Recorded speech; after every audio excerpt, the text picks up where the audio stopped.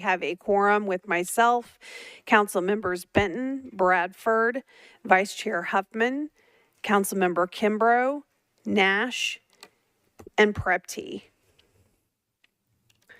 And Council Member Gregg, who's walking in. Welcome, Council Member Gregg. Okay, so we're going to go ahead. I do have a consent agenda, so I'll read the items of my proposed consent agenda, and then anybody that would like to pull anything off, we can go ahead and do that. First item on our proposed consent agenda is item number 2, which is RS 2024-865. Second item is item number 3, RS 2024-866. Next item, item number 4, RS 2024-867. After that, item number 5, RS 2024-868. Item number 6, RS 2024-869. Number 7, RS 2024-870. Item 8, RS 2024-871. Item number 10, BL 2024-597.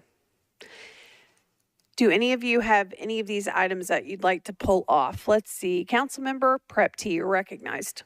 Thank you, Madam Chair. Could we pull item number 8, RS 2024-871? Yes. Thank you, Councilmember Prepty. How about anyone else? Councilmember Kimbrough, you're recognized. Please pull item number 4, RS 2024-867. Item number 4 has been removed from the proposed consent agenda. Oh, Councilmember Kimbrough, item number 6, you said? Yes. RS 2024-869. Okay. Got it. Did you say?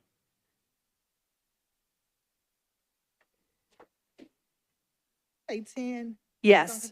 Would you pull that, please? Yes, ma'am. And then in 5. Yes, ma'am. Okay, so we just removed items number 6, 8, and 10. How about any other items that you would like to remove from the proposed consent agenda? And we also have Councilmember Zulfat Swara here, so I'm marking her as present. Councilmember Kimbrough. You said 6, 8, and 10. Did you get 4? Yes, 4 has been Okay. also removed. Thank you. Anyone else? Any other items? Okay, then I will go ahead and read our consent agenda. First item is item number 2, RS 2024-865, Porterfield, Evans, Johnston, and Allen approves an application for a coordinated entry process grant from the U.S. Department of Housing and Urban Development to the Office of Homeless Services to support the work of coordinated entry through staffing, program evaluation, and community education. Item number 3, RS 2024-866, approves an application for a homeless management information system grant from the U.S. Department of Housing and Urban Development to the Office of Homeless Services to pay for the software system vendor, purchase additional user licenses when needed, and continue integrating data from the Nashville Rescue Mission. Next item is item number 5, RS 2024-868 by Evans and Porterfield, approves a sole source contract between the Metropolitan Government and Hart Halsey LLC, DBA Extra Duty Solutions for the Metropolitan Nashville Police Department to utilize overtime and extra duty scheduling software. Item number 7, RS 2024-870 Porterfield and Evans, approves an application for the Edward Byrne Memorial Justice Assistance Grant from the U.S. Department of Justice to the Metropolitan Nashville Police Department for specialized training and equipment to ensure personnel maintain needed certifications for criminal investigation and crime reduction initiatives. And that is it for the items on our consent agenda. Do I have a motion? All right, it's been moved and properly seconded. All those in favor of our consent agenda, please say aye. Anyone opposed? Anyone not voting? All right, you recommend approval. 9 in favor, 0 against, 0 not voting.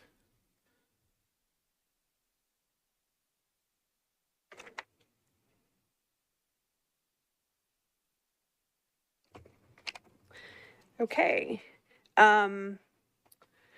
Let's go ahead and we will hop back to the beginning and go to Resolutions on public hearing. Item number 1, RS 2024-792, Porterfield, Evans, and Hancock. This approves amendment number 3 to a sole source contract between the Metropolitan Government and Fusus LLC to increase the value, extend the term, and utilize the full scope of work, including surveillance technology.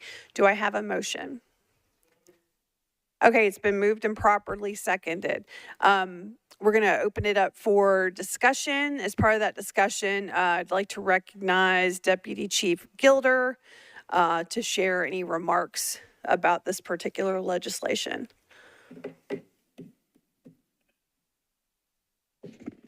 Thank you. So I basically just kind of wanted to, again, provide a little bit of an overview and discuss some of the things that have come up in discussions with some of y'all individually and from folks that have come down to see the product and how it works. In short, Fusus is an integration platform. And so what it does is it integrates several data sources that we have internally, things like our GPS in our cars, the computer-aided dispatch system that DEC uses, and then it also allows for the integration of private donor cameras. So if you own a commercial piece of property in Davidson County and you are interested in providing access to one of your cameras that is in a location where there is no reasonable expectation of privacy. We don't take internal cameras, only externally facing cameras. And you want to provide access to that camera, you can do so through Fusus. And there's several advantages to that.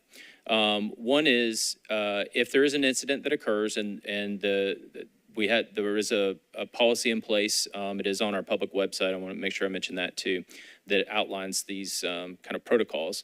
But the way it works is like this. If there is a call for service within the proximity of the camera, then the operators down in the community safety center, it's all visualized on a map, can see where the call for service is, can see that there's a donor camera located nearby, and then they can go into that camera in order to see if it captured evidence of the crime. If they go into a camera, there is an audit trail, both internally, and it also contacts the donor of the camera, and it lets them know exactly who went into the camera, date and time, and it also provides the associated incident number in case they have any questions about why someone from the police department was in the camera. Access to that system, I've been asked this too, is limited to the folks down there in the community safety center. This is not something that the general police officers have access to. If you've been down there, it's a pretty confined area, limited number of folks. And then they communicate with officers in the field. And kind of a great example, one I shared last night, I think of the way that this works, kind of illustrates the effectiveness of the system, is I was down there while we were giving a tour, a call for service came out regarding a shooting that had taken place. They're looking for cameras nearby. There wasn't one that had captured the incident because at this point we don't have private donor cameras right now until this hopefully is approved. But an officer is on the radio and he had gone over to the Kroger nearby, gone into the Kroger, found someone within Kroger who knew how to operate their camera system and was standing there watching them play back video and on the radio trying to call out to the other officers who were responding to this call what the suspect looked like and what direction they fled in. That's the exact same thing that the person down in the community safety center could have been doing from the moment the call came out if that business was signed up as a donor camera. And what that means is that officer that had to go into the store, find someone and do all that, they would have never had to take the time to do all that. They could have been out in the field looking for that individual that had committed the shooting. So again, it's camera footage. I guess let me back up. That's the only time we're going into the video is if it is related to a call for service, a crime's occurred, missing person, something like that. Even if they go into the video footage, that does not retain the video footage. The only video that is being retained is video that is evidence of a crime. And that is footage that we would gather. Even if there weren't Fusus, it's just we would have to send an officer out into the field, find a business that has cameras, looking around, see who has cameras, see if we can locate someone that knows how to work the system, get it downloaded onto some medium, hope that we have the program in place back at the police department to play it because people use different camera systems. Fusus takes care of all of that by integrating it right into the platform. The other option that people can do is they can sign up to register their camera. So in other words, they don't want to donate the access to the video. They just want to let us know, hey, I have cameras. And if you have a need for them, or you think I might have footage, here's my contact information, and we can send them an email and say, hey, we think you may have had video footage of a crime. Can you check your camera system, please? That's kind of the basic overview of the way it works. A lot of you all have had a chance to come down to actually see it in place, but basically it puts all of these assets into a map, and the folks down there can see it. They can see where the call for service is. They can see where the registered cameras are. They can see where the donor cameras are. They can see where the nearby officers are, and they can start assisting and providing good information to the responding officers, because, we've seen this. Oftentimes, folks, particularly civilians that witness a crime, don't often get the best descriptions. And so this kind of eliminates some of that issue by allowing us to go in, see the actual video of the suspect, provide a good, solid description to the responding officers so that we can be more precise in our response, and we're not, stopping the wrong people. We're getting to the right person and hopefully solving a crime and catching a suspect that would otherwise possibly get away. So. Thank you, Deputy Chief. I wanted to just let everybody know that Director Fitchard is invited to come and speak also and give some remarks. She may or may not be en route right now, so I will just say I'll reserve the right to kind of come back to her to also provide her feedback depending on what time she arrives. So just wanted to make everybody aware of that. But I will open it up to any questions or discussion.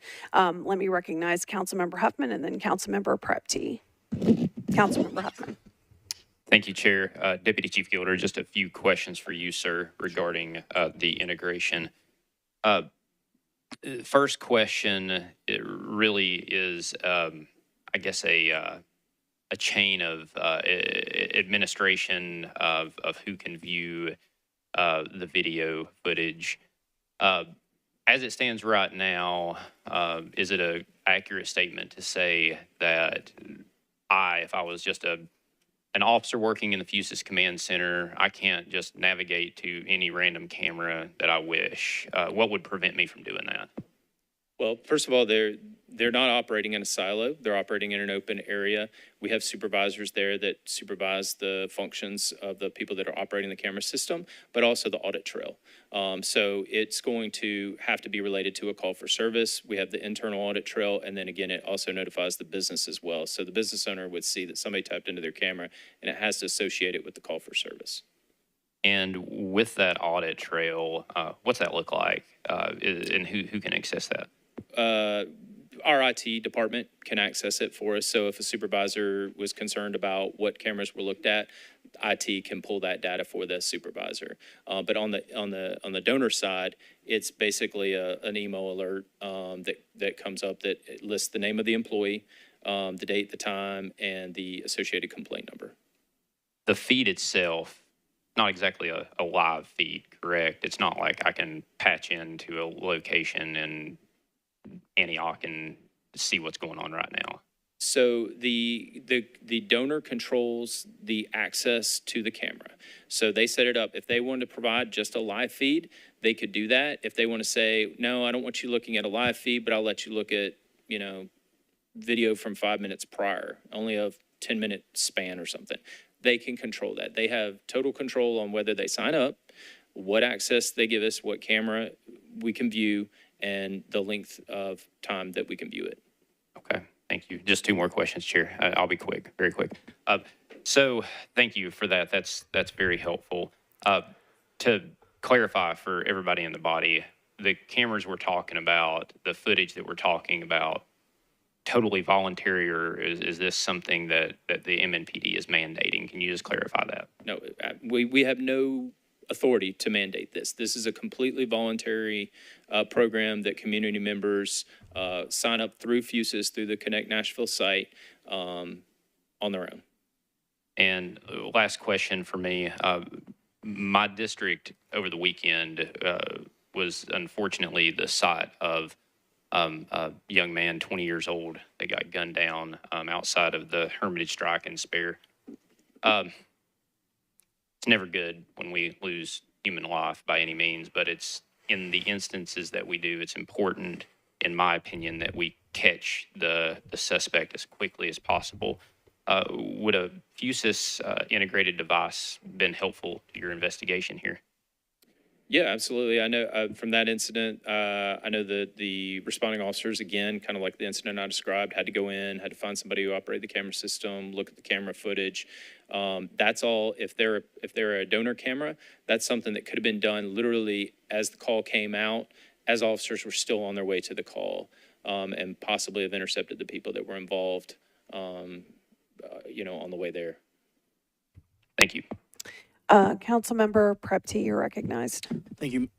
Thank you, Madam Chair, and thank you, Chief Fielder, for being here. I've got a couple of follow-up questions from your discussion with Councilmember Huffman, specifically with the audit trail that we just discussed.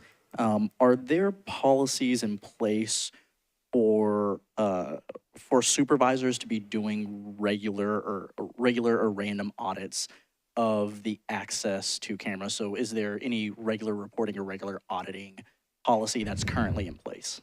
Well, right now we don't have the donor camera access, but we do. So out of our strategic development division, there is an audit function, and they go through and conduct audits of different divisions on an annual basis.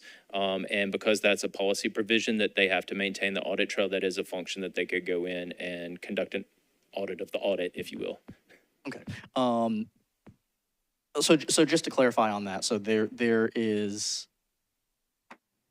within MMPD structure, there's a regular annual audit that's done within the Fusus policy specifically for accessing cameras and video footage, knowing that there is an audit trail that can be regularly accessed. Sort of just to clarify, are you stating that if Fusus were to pass that that there would be regular audits of the activity under this program? I'm saying it would be part of our regular audit process, certainly. And that also if a supervisor for any reason wanted to review the audits, whether they, had some concerns or they just wanted to make sure that they're, reviewing what cameras are being accessed and when, they have the ability to do that as well. And then you mentioned an instance of an individual or of a person relatively recently being involved in a shooting. I think you had mentioned the Kroger. Was that person apprehended? Do you know? I believe they not at that moment. They didn't. I don't know if later on that they ended up locating them, but during the time period that I was down there, they did not locate the individual. Okay, and then I've got a couple of questions from some community members that were shared with me. Specifically, within this contract or within any of the policies, are there limits on the types of cameras that can be utilized? Yes, they are limited to commercial property, so we only want business cameras. If you're a private resident, you can register a camera, meaning you can just let me know that you have a camera, but I will not allow you to sign up for the donor service, so I cannot access a private residential camera. So it is limited to commercials. It is limited to areas where there's not a reasonable expectation of privacy. So external facing cameras, we don't want cameras in the back of your business where, your file room or any of that kind of stuff, like parking lots and that sort of thing. So there are those limitations on it. Okay, and are there, with the if council approves the implementation of this software, sort of what oversight, or is council provided any oversight directly, currently as policy stands, is council provided any oversight of the administration of this program? I guess explain what you mean by that. So we had a brief discussion sort of about reporting to council about the efficacy and regular reporting to council about sort of raw data. I got you. Beyond what we discussed about receiving raw data, given that this is a 5-year contract, will council be able to regularly review review this program and sort of what's going on with it. Sure. I mean, I think, well, one, this is an amendment for year 3, so because we're really 2 years into this 5-year contract, so there would be about 3 years remaining. But yeah, we regularly report on various information, and we discussed the ability to report on some metrics. I'd certainly am happy to discuss with Community Safety Center a way to capture that data, because we do pretty robust data reporting via our public-facing dashboards and whatnot. Certainly, if there were any questions about the program and how it's operating, I'm happy to assist with providing answers to those. I mean, I think you guys always have continuing oversight. And will there be any public-facing interface that would show location of the cameras that are being utilized? Not of the donor cameras. I mean, I think that would be a concern for, some people might not want that private information shared, that their cameras, that they're providing information. Some people are reluctant to provide information to the police. We go knocking door to door and asking for camera footage, and they're, look, I'm willing to talk to you, but I don't want to be seen talking to you. So I don't think that would be, there might be some public concern around doing that. We do post a map of the public camera locations. And Chair, I only have 2 more questions. Okay. And so, Chief Gilder, in your opinion, is there any legal mechanism that would prevent, or any legal mechanism or policy mechanism that's in place that would prevent the sharing of this integrated system with any agency, either state or federal, outside of Metro? Yes. So the number one, I think the most important thing to remember here is, because there's some misconception around this, is that we don't just take in data or video.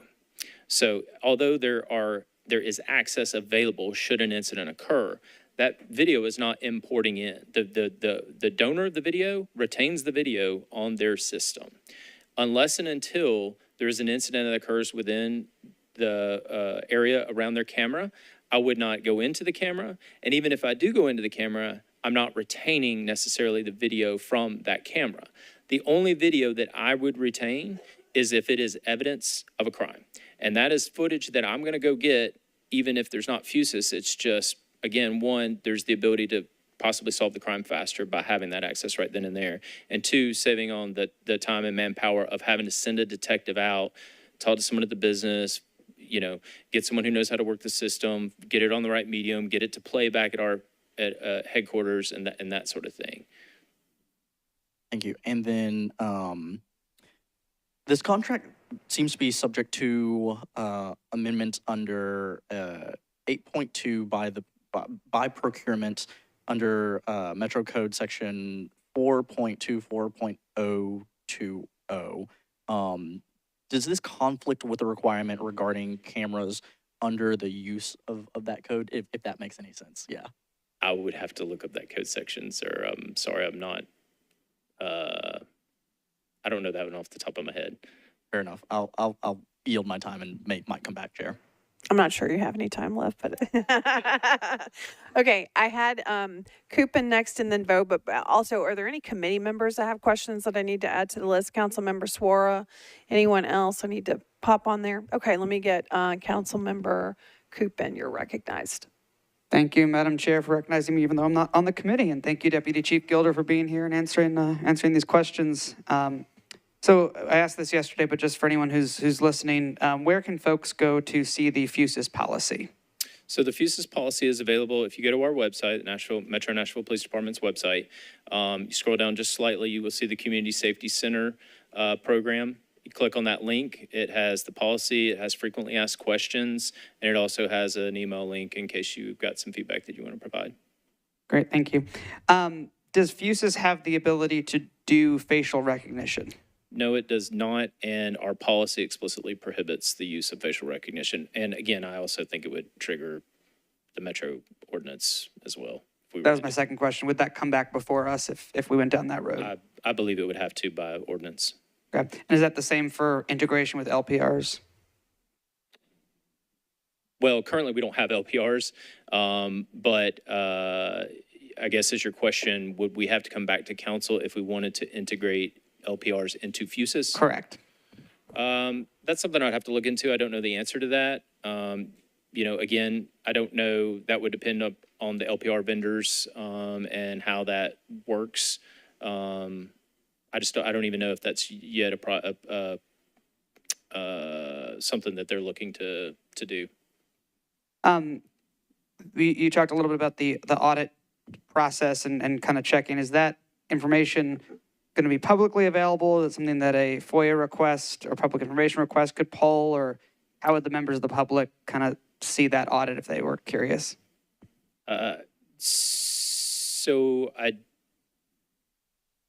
think you could certainly see if there were any discipline related to someone misappropriately using the system. So if there was an investigation, regardless of whether it was sustained or not, as to a complaint regarding misuse of the system, that's a public record. And if that employee was disciplined, you would be able to see that as well. So if someone made a request saying, hey, I want to know how many employees have been investigated for violating the FUSIS policy and misuse of the system, we would provide that. Good, thank you. If let's say you're accessing a business camera because you get a call about a robbery, and while you're doing that, you notice someone, using drugs, for example, are you able to then go down the road of the person using drugs, or are you only focused on the crime that you were initially called for service, since there wasn't a call for service for the person using drugs? Yeah. Yeah, I mean, it's just a matter of resources, resources, we would still, and the danger that's posed to the public, we would continue to pursue the robbery investigation. The other issue with that is, generally speaking, if you're talking about somebody using a controlled substance, that's generally a simple possession, which is a misdemeanor offense. That's something that wouldn't be prosecutable, I think, just from seeing on the video. State law requires misdemeanors, for the most part. There's some exceptions like DV, to be witnessed by an officer in order for an officer to make a warrantless arrest. Otherwise, they would have to go to a judge and get a warrant before they could do anything. Even if they saw it on the camera, that might not be enough to move forward with. Correct. We obviously live in an age where hacking data is a big issue. How do we keep this data safe, both locations of camera, access to cameras, things like that?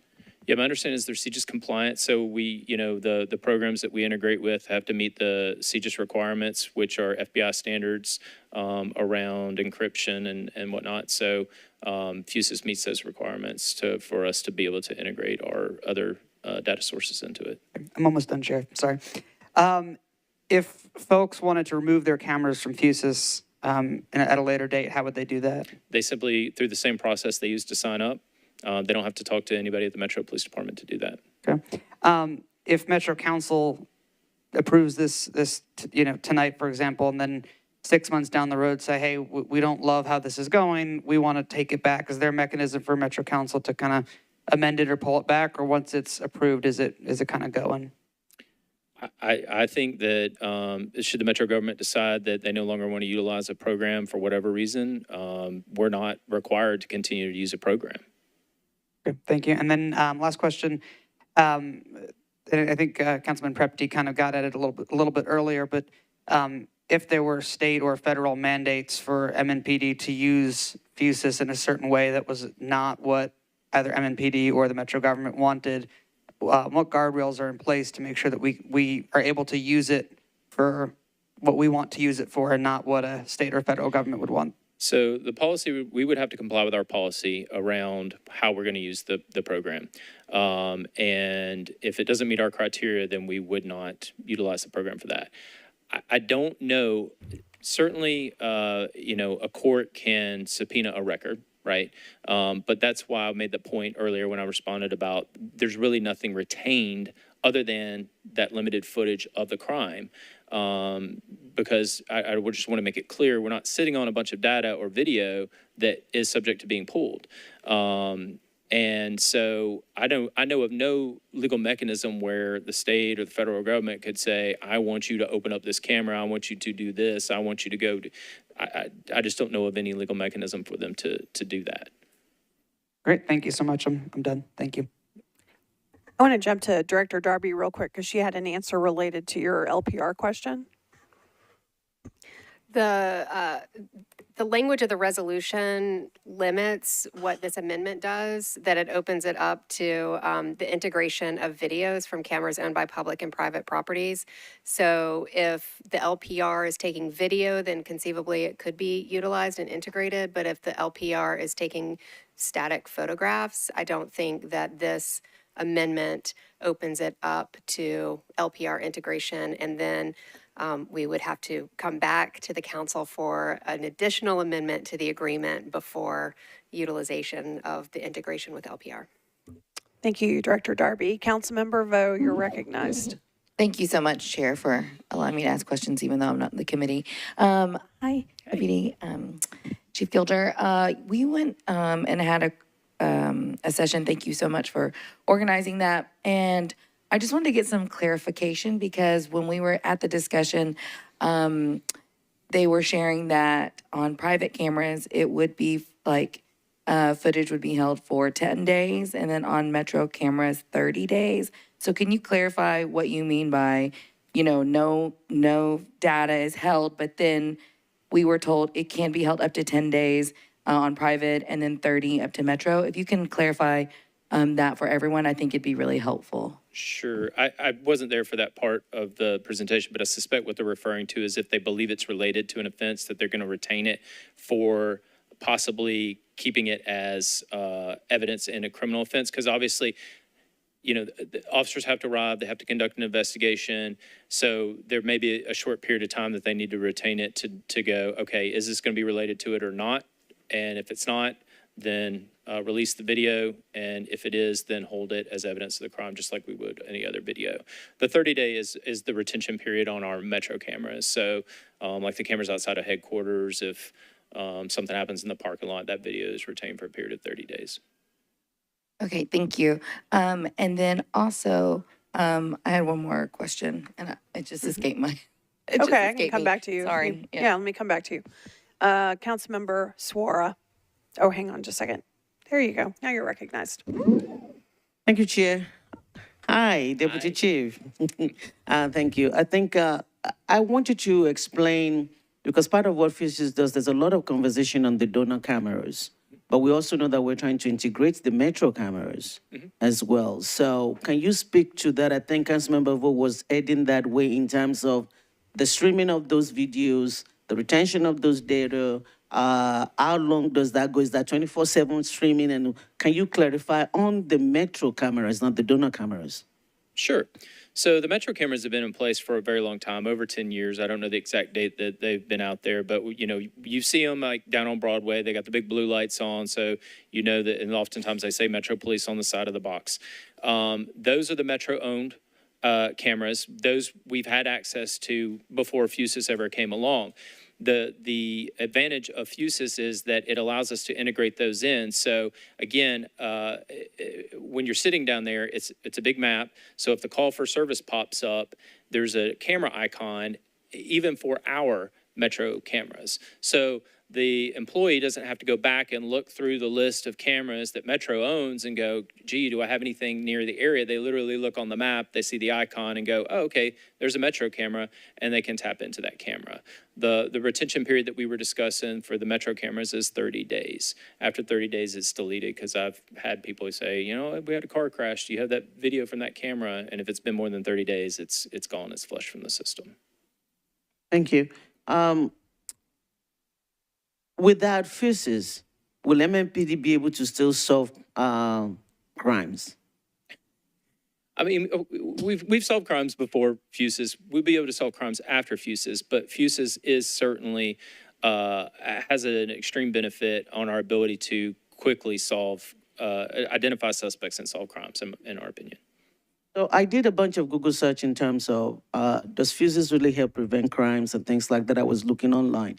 And some of the things that I got says that there's not a lot of data even from Fuses that there's some anecdote of cases solved with fuses, but there's not a whole lot of data out there provided by fuses. Do you have anything tangible from fuses that says that this is the percentage of crime rate gone down because we're using fuses, or I couldn't find it? Do we have anything like that?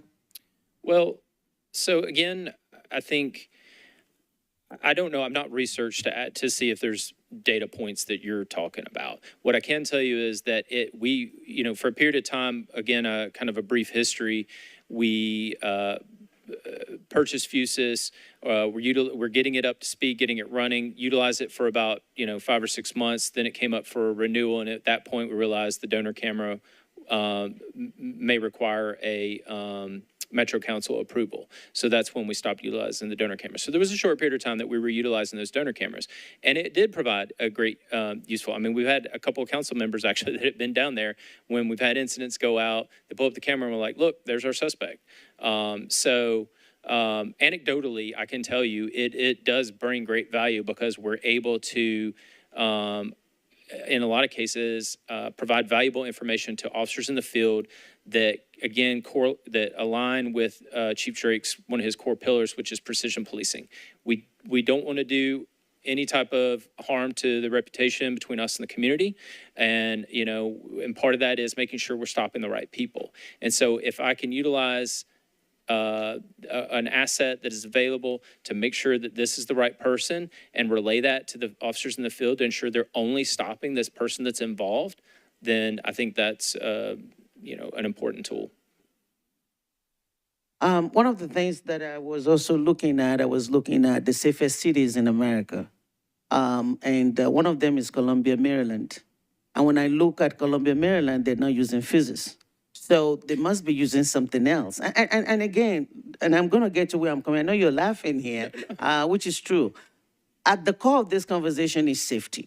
Mm-hmm. And I think it's very important for us to make sure our community is safe. And so that's why, for me, I'm looking at both sides of the argument. How do we keep our people safe? On the other hand, there is a problem that's been documented with fuses, right? And so that's why we need to be able to look at all of it objectively. So that's the reason why I'm asking all those questions, is that what are the tools that other places that are not using fuses are using that we can equip MMPD with that does not have to do with this technology that has the possibility of a surveillance? Yeah, and to be clear, I'm not laughing at you. I was laughing at the thought of I don't know anything about that location, so I can't really respond to that. We're always looking for, any kind of innovation, technology that can help us in keeping the community safe and solving crime. Fusus is a relatively new product, but it is one that is being utilized by other agencies around the country. I don't have a list of those. I don't have their crime stats and some of the stuff that we talked about. But I would say we're not looking at this as the end all be all of the what we need to solve crime, but we do see it as a vital tool that would help us, like I said, locate suspects and solve crimes and save on resources. Because again, I can still go get video, but the problem is that suspect may be long gone. They may have victimized other people in the interim, and we've spent more time and effort to go try and collect something that Fusus allows us to basically click on and access. Thank you. I think that someone had asked about the subpoena powers and the ability to also expand fuses. As far as you know, right now, Metro is not planning to integrate anything else other than your camera with fuses. But there is possibility, or it's possible in the future that could be done. Would that be correct? Does fuses allow more integrations of so many other things? It is an integration platform. Right now, I don't know of plans to integrate other things to it. And then I guess based on Ms. Darby's advice, it sounds like we may have to be back to discuss that if that is something we wish to do. And then the last question, and thank you, Chair. On the subpoena, I know you talk about you don't see how that is foreseeable, or you don't think that is even happening. But what it does, if it does happen and something come down from the federal government or the state, will MMPD be able to say no? So I think obviously I have to comply with a lawful subpoena. There are mechanisms, there are times where we get a subpoena which we do not believe is lawful, and we work with the Department of Law to file a motion to quash. And so that is a possibility. But again, I think that a subpoena is for a record that I have. And like I said, the way FUSIS works is I'm not just importing information, video that can then be subject to subpoena. It's living at the donor's location, unless and until I keep it as evidence of a crime. So that's why I made that comment about the subpoena is not really, I don't see that being much of a risk, because chances are I'm not going to have any records to respond to that subpoena with. Thank you. I guess, colleagues, what I'm thinking is that MMPS has done a good job of explaining this, and everything that MMPD is said answers the question as of now. But this is a tool that has the potential to do a whole lot more damage in the future. And we are in a time where there's so much uncertainty. We don't know what's coming down the pipe. And we, personally, I don't think we should be party to something that could be expanded and can be used in a way that could be detrimental. I went and looked at Silver City for a reason, because I think for me, I want to represent all of Nashville. I think safety is very important for all of us. The truth is, can we do this without FUSIS? Yes. Can FUSIS harm us? Yes. And I think those are the things that we should bear in mind as we vote. Thank you. Thank you, Councilmember Suara. Before I go to our next person on the list, Dylan, are you here to represent the CRB? Okay, let me go ahead and bring Dylan up, because I don't want to run out of time since the CRB was also invited to come, and then we'll take the rest of the questions. And I will say after that, I'm going to be very concerned about time. So just wanted to make sure everybody is aware of that. And Dylan, if you could introduce yourself to everybody. Absolutely. Hello, everyone. My name is Dylan DePriest. I'm the policy analyst with the Metro Nashville Community Review Board. And you should have all actually just gotten an email from me with our most updated informational report on FUSIS with RS 24792. But basically, that is just a little bit of an overview about some of the things we think are important to talk about going forward with this FUSIS conversation, namely about what FUSIS can mean for public safety, privacy, data access, rights, collaboration with external law enforcement agencies, federal laws, and what good policy and auditing could look like. And so I'll hand out physical copies as well at General Counsel for everyone as well, and happy to answer any questions. Thank you. Thank you, Dylan, for being here. Let me go ahead then and get Councilmember Sepulveda next. Thank you, Chair. Deputy Chief Gilder, I had a couple of questions, and thank you for the flexibility in hosting the demonstration for us the other day. Just so my colleagues know, we had a number of people that joined us. What was it, council member? Around 11 people from immigrant organizations, from people who work with unhoused community. So different sectors of underrepresented communities who attended the demonstration with us and were able to ask questions. So that was helpful to be able to do that. So thank you for your willingness to be open to that. So I had a couple of questions, and I'm sorry that I missed part of this answer. It's because I blame Councilmember Coupin for talking to me.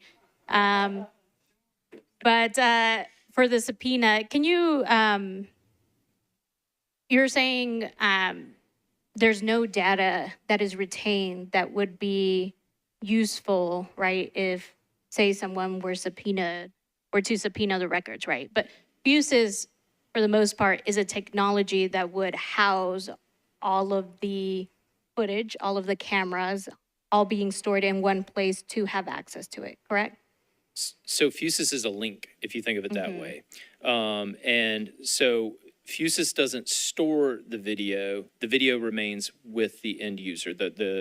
If you're the, mom and pop store that has signed up for Fusus, it lives on your server.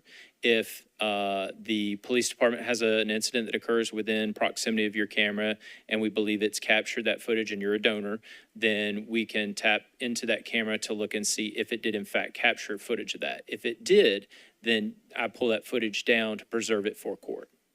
If ICE were to knock on MMPD's door and say, give us access to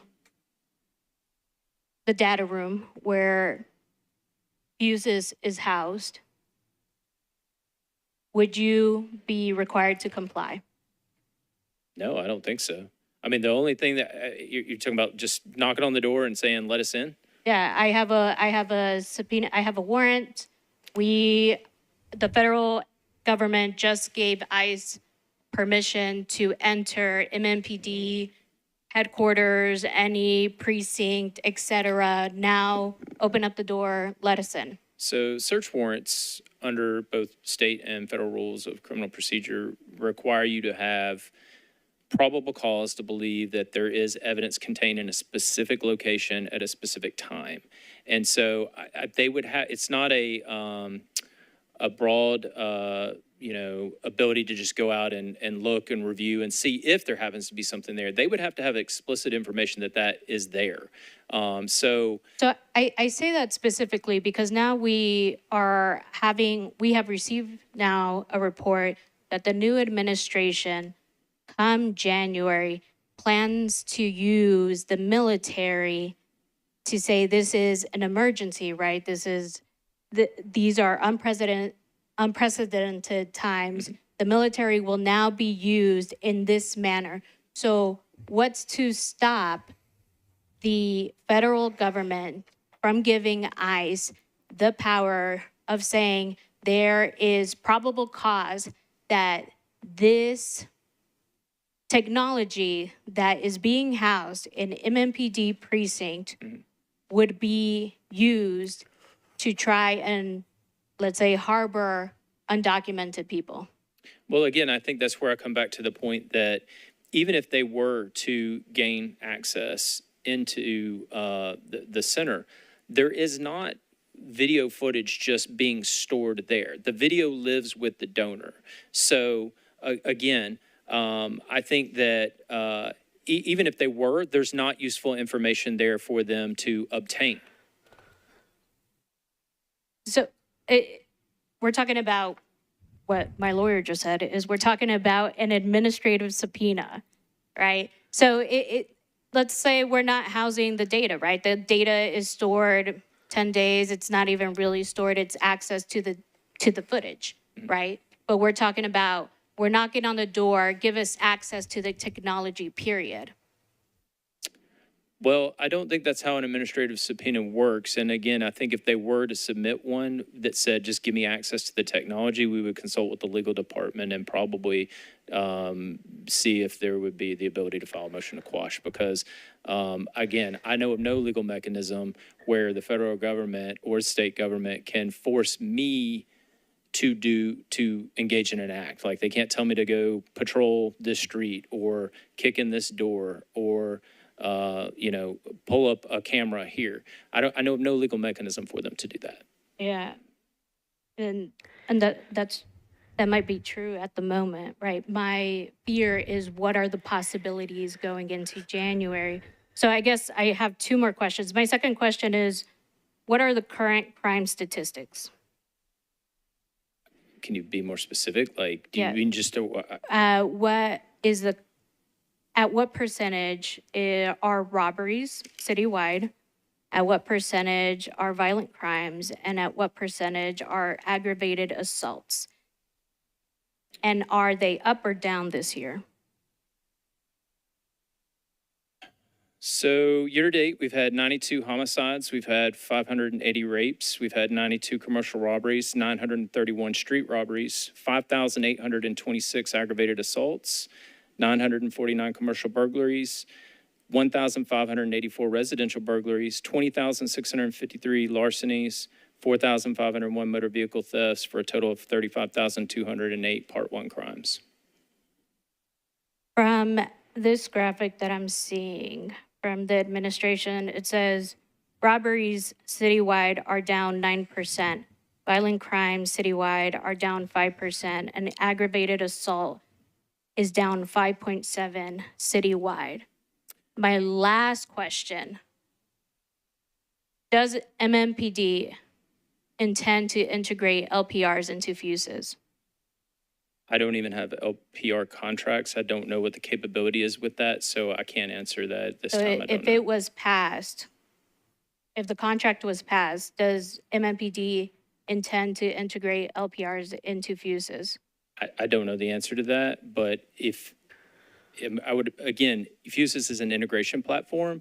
Instead of looking at 4 or 5 different programs on different computers, it puts it all into one spot. So you're seeing the same information. It's just it's putting it all into one place. Yes. So when we went to the demonstration, what day was it? What's today? It's Monday? All my days are lost. I'm with you. On Monday, this was a question I asked, and the answer that was given back to me was yes, right? And which would make sense, right? We're integrating all of our resources into one platform, right? Which brings me back to the possibility of what happens come January if everything is up in the air. All that we thought was normal is no longer normal. And I don't mean to be talking about the boogeyman because let's be honest, colleagues, the boogeyman has a name, face, and a plan, and it's mass deportations, it's deportation, detention camps, it's tracking people who are leaving the state to get an abortion, it's tracking people who might be looking to get transgender affirming healthcare, it's tracking people who are going to protest. Like these are all specific things that have already been laid out by the incoming administration. So I don't mean to continue to have the same discussion over and over again for what, 3-4 years at this point. It's just, I would like for us to understand. So I do appreciate you answering my questions. Thank you.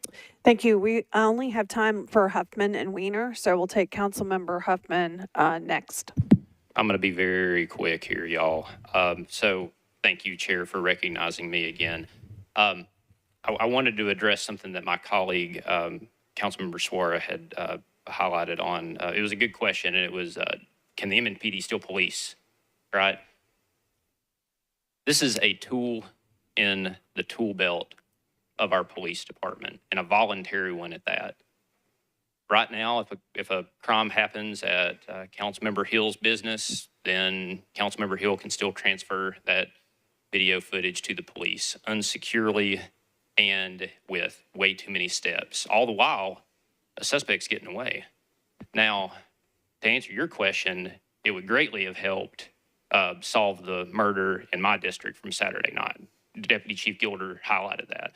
And while we're having this debate, there is an active shooter that is on the loose near the bus station, y'all. Right now, literally right now, and we're talking about this. And a Fusus camera would be very helpful. Now, if you're worried about surveillance, and I understand those concerns, one thing I want to point out, though, I'm sorry?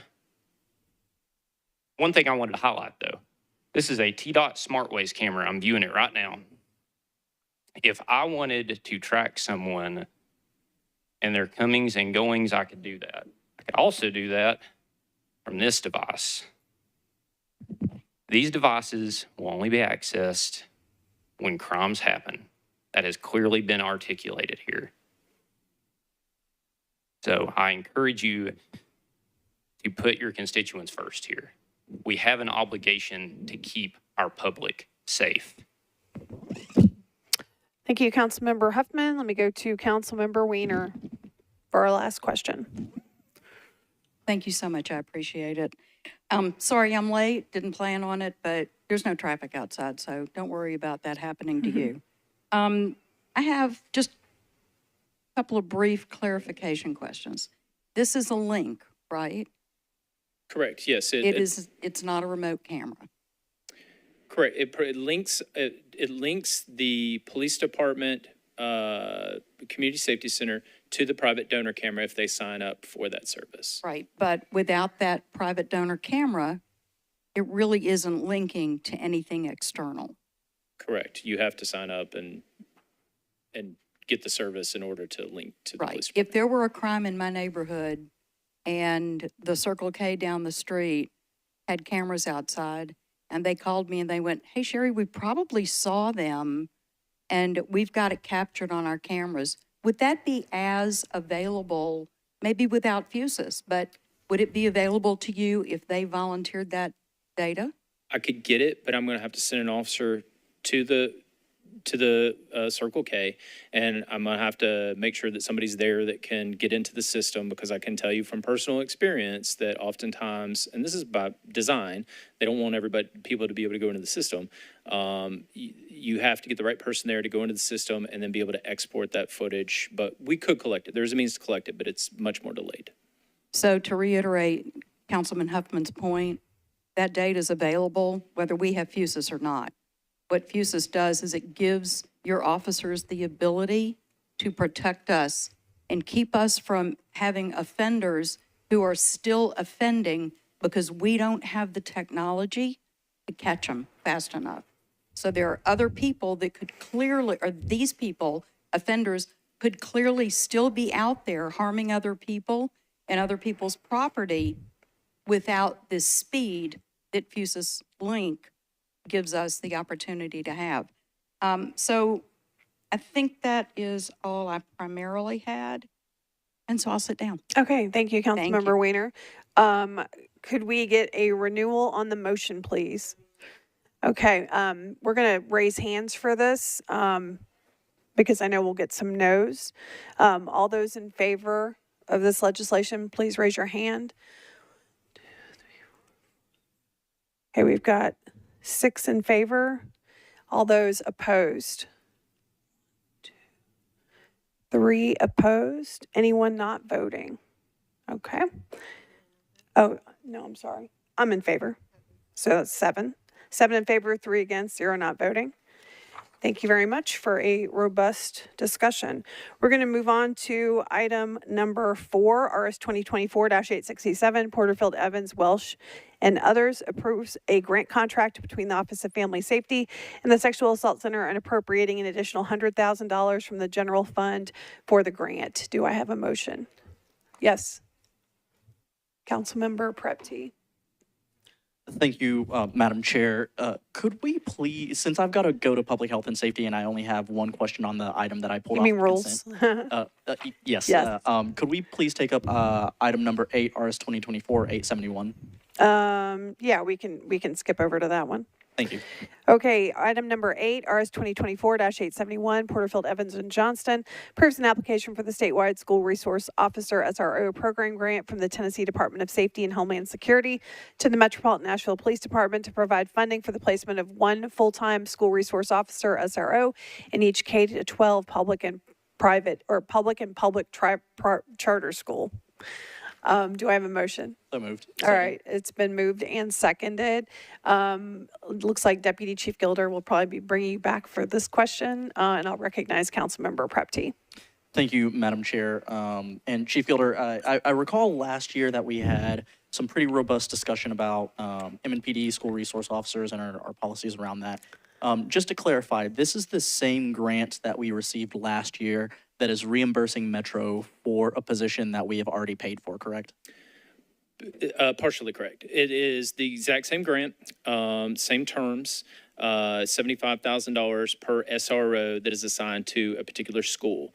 The reason I say partially correct is because it doesn't fully reimburse us for the cost, just because an FTE for an officer for an SRO is more than $75,000. Okay. Yeah, that was my only question, just making. Okay, great. Thank Any you. other questions on this legislation? Okay, let's go ahead and vote on this one. All those in favor? Anyone opposed? We got one in opposition. Anyone not voting? You're not voting? Okay.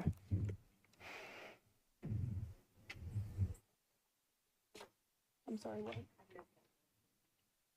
It was gonna be 7 in favor, 1 against, 1 not voting.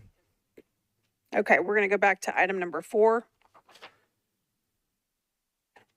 RS 2024-867 approves a grant contract between the Office of Family Safety, the Sexual Assault Center, and appropriating additional $100,000 from the general fund for the grant. Do I have a motion? Do I have a second?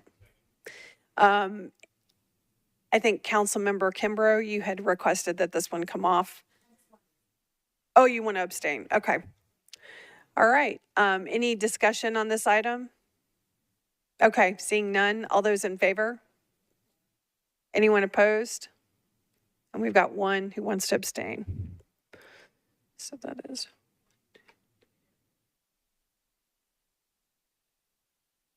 So that's 6 in favor, 0 against, 1 not voting.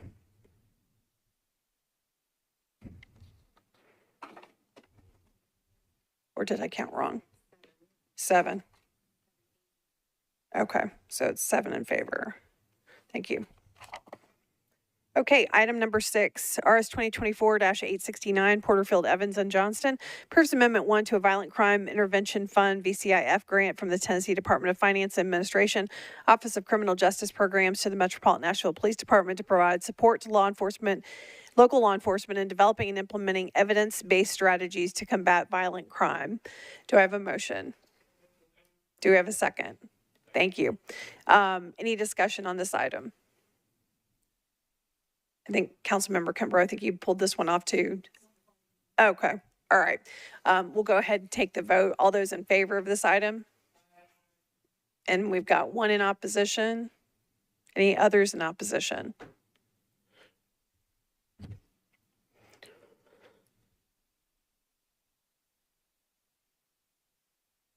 Seven in favor, 1 against, 0 not voting. Okay, item number 9, RS 2024-873. I have a letter to withdraw. Item number 10, BL 2024-597, Porterfield and Evans approves amendment number 2 to the contract between the Metropolitan Government of Nashville and Davidson County, Metro, and Securus Technologies to LLC, Securus, to extend the term of the contract. Do I have a motion? Okay, it's been moved and properly seconded. Any discussion on this item? Councilmember Kimbrough, you are recognized. I wanted to know if somebody could speak about this contract. Yes, Deputy Chief, oh, I'm sorry, you're from the Sheriff's Office. Please come down and introduce yourself. John Hudson, Sheriff's Office. Can you speak to the agreement? Yes, and so this is a contract that has been in existence for 5 years now. It is it's for inmate telephone and communication devices. And so the reason it's delayed is because there was an FCC ruling that was happening, and once that was finished, we were able to get that started. That's why there is a delay on this. Councilmember Kimbrough, did you have questions? Yes, you said it's for inmate communications. Yes, it is. Okay, and this is the company that I guess supervises or provides that service for inmates? Yes, they provide the service, telephones, video visitation, et cetera. Right, and when those phone calls are made and I guess the money from those calls or whatever generated, who does that money go to? It goes to the company. We do not take commissions or any kind of revenue on this at all. We stopped that probably 8 to 10 years ago. So Metro doesn't get anything from that. Okay, all right. And then how was the company decided, how do you all decide which company will get that contract? It goes through a competitive bid process, and so that bid is currently out. We're in the process of answering questions Once that's done, they'll have a certain amount of time to put all of their bids in, and then the selection committee will go through that and then make a consensus scoring and decide who will win, essentially. All right, thank you. Thank you. Any other discussion on this item? All right. All those in favor? Anyone opposed? Anyone not voting? Sorry, I'm opposed. You're opposed. Okay. Thank you very much. So that is 7 in favor, 1 against, 0 not voting. Okay. I know we're running out of time. Let me, Mr. Clendening, I'm so sorry that I'm not going to be able to recognize you, unfortunately, because we've run out of time and we're over. But Mr. Clendening from the Office of Homeless Services did bring summary report. We'll make sure that everybody gets a printed copy of that, that he brought to the meeting. So just wanted to let everybody know, and then we'll catch up next month and kind of maybe have some more deliberative discussion about items in the report. And then also wanted to mention on Thursday, Mr. Sharp is gone, but the health department does have their finalist interviews and presentations for the next Metro Health Director on Thursday, the 21st, starting at 8:30 in the morning. It is a publicly noticed meeting, so everyone is invited to attend. It'll be at the Lentz Health Center in the Centennial Room on the first floor. There'll be a 20-minute presentation by each candidate, followed by an hour interview by the Board of Health. It will be live streamed. At our last meeting, Shannon Hall thought that it would not be able to be live streamed, and Tom has said now that it will be. So that's good news. But anyway, that's all that I had for today. With nothing else on our agenda, we'll consider our meeting adjourned. Thank you.